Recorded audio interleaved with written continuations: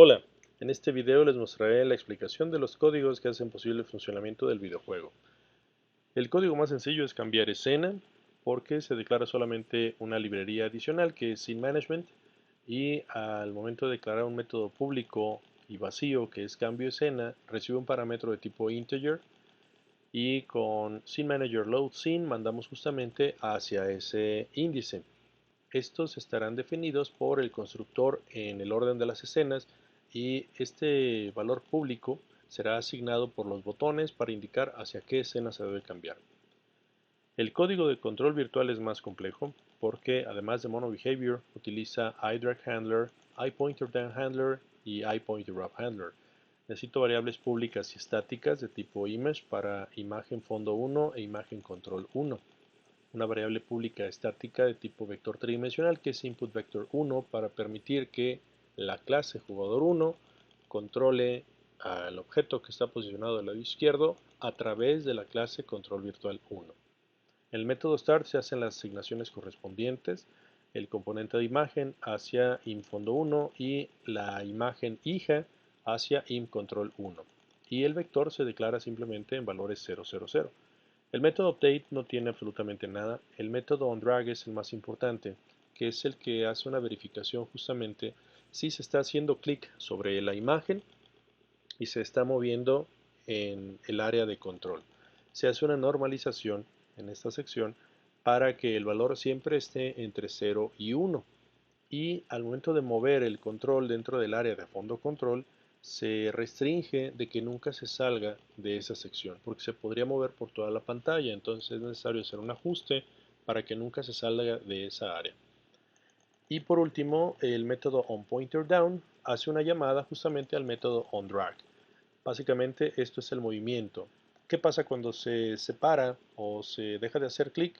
Entonces se restablece el valor del vector de inicio, que es inputVector1, hacia 0, y el valor de la imagen de control se restablece también para que se posicione al centro del fondo control. Bien, el código de control virtual 2 es exactamente una copia, ni más ni menos. La diferencia es la siguiente, que obviamente el nombre de la clase es distinto, pero además el nombre de las variables públicas también es distinto.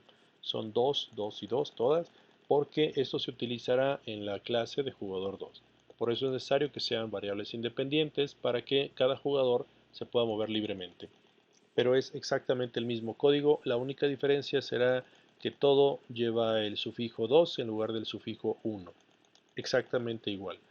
Ahora, la clase jugador1 controla justamente la barra que está posicionada del lado izquierdo de la pantalla.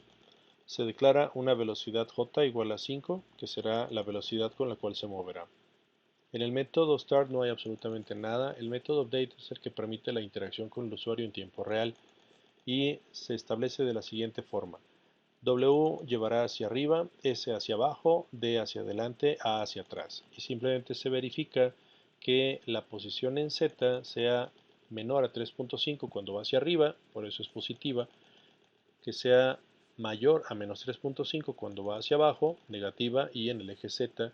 Y para mover hacia adelante y atrás serán las restricciones en X, por eso se aplica en este eje la velocidad de manera positiva, verificando que X sea menor a menos 1, y negativa, verificando que X sea mayor a menos 7.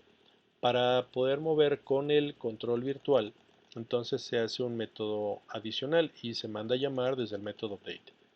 Este método control jugador 1 es básicamente lo que se estableció en la parte superior, pero la diferencia será que en lugar de presionar una tecla se verifica que haya movimiento en el control virtual.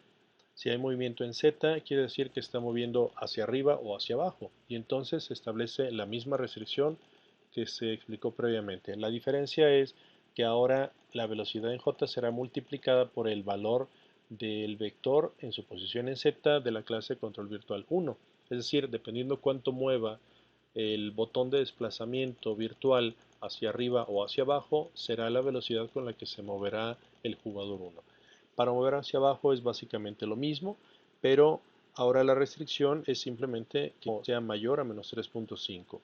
Para mover hacia adelante se verifica que haya movimiento en X y la restricción exactamente igual que se definió en la parte superior, y para mover hacia atrás exactamente lo mismo, pero que x sea mayor a -7. Para el código del jugador 2 se hizo una copia de este código tal cual al calce. La diferencia es que la posición en X tiene distintos parámetros, porque como estamos hacia el lado izquierdo y el lado derecho de la cancha, para mover hacia adelante se utilizará con la restricción de que X sea mayor a 1 y para mover hacia atrás de que X sea menor a 7. También se utilizan distintas teclas, en este caso son las flechas de dirección, arriba, abajo, izquierda y derecha. Se hace una llamada al método control jugador 2 y ahora se hace la restricción, pero con la variable de input vector 2 en su posición en Z dentro de control virtual 2. Z define movimiento hacia arriba y hacia abajo, X define movimiento hacia izquierda y derecha. Y las restricciones son las que se establecieron previamente en el método update. Básicamente con eso se tiene ya el control a través de un control virtual, valga la redundancia, del jugador 2. Y por último, el código de pelota es el que permite el movimiento justamente de este objeto, así como la interacción con los demás elementos. Se declaran bastantes variables, que son coordenada en X, coordenada en Z, velocidad, contadores, variable de cuerpo rígido, textos públicos, que son los que permiten que el usuario visualice justamente el puntaje que lleva cada jugador, un arreglo de sonidos tipo audio source, que es lo que permitirá que cuando la pelota rebote con cada elemento reproduzca un sonido distinto, y los botones de manera pública, jugar y fin. En el método start se ocultan justamente estos botones, se asigna el componente de tipo rigid body, así como los componentes, muy importante, plural, de tipo audio source para que genere un arreglo de sonidos. Se manda a llamar al método inicio. El método inicio, ¿qué hace? Primero que nada posiciona la pelota en el origen, 000, y genera valor aleatorio para coordenada en X entre -1 y 1 con random range de 0 a 2. El 2 no está incluido, entonces solamente me puede dar valores entre 0 y 1.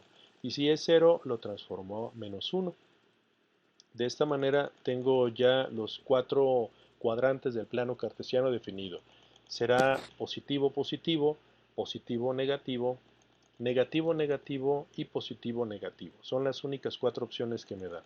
Y se asigna justamente la velocidad, pero multiplicado por la coordenada, de tal forma que no sabemos en qué dirección saldrá la pelota cada que se haga un punto. Al momento de llegar al fin, se declara justamente este método, que es el que activará los controles para que se muestren nuevamente los botones de jugar y fin al usuario, permitiendo reiniciar el juego o avanzar a la escena final. La posición de la pelota se establece en el origen 000, pero se le da velocidad 0 para que se mantenga estática. El método update no tiene función, más bien el método onCollisionEnter es el que sí tiene funcionalidad. Cuando choca la pelota con la etiqueta muro 2 se incrementa el contador 1, se reproduce sonidos, justamente se hace el incremento y se muestra al usuario y se manda a llamar al método inicio para que la pelota regrese al origen y salga nuevamente en una dirección aleatoria. Si el contador es igual a 10, se manda a llamar justamente al método fin para que detenga el movimiento de la pelota y muestre los botones. Se establecen los textos, ganador para el contador 1 y perdedor para el contador 2. Bueno, la parte del contador 2 es la siguiente, básicamente una copia. De hecho aquí se aprecia que es una copia. La diferencia será que en lugar de muro 2 chocará con muro 1, será un sonido distinto, se aumenta un contador distinto y obviamente los textos de ganador y perdedor serán a la inversa cuando llegue a 10. Y lo demás es simplemente para los distintos sonidos. Se reproducirá un sonido distinto cuando colisione con muro, otro cuando colisione con jugador 1 y otro cuando colisione con jugador 2. Estos valores están definidos por el orden en el que se declararon los audio source dentro del objeto pelota, o sea, los componentes que se añadieron. Y ese orden obviamente está reflejado con estos valores. Es todo el método de onCollisionEnter dentro del código pelota. De esta forma queda entonces explicado todo lo que es el funcionamiento, del videojuego en la parte de codificación o de programación. En el siguiente video les mostraré cómo hacer justamente la asignación de variables públicas y el funcionamiento para cambios de escena. Entonces, de esta manera se daría ya por terminado en el último video la totalidad del funcionamiento del videojuego. Gracias y nos vemos en el siguiente video.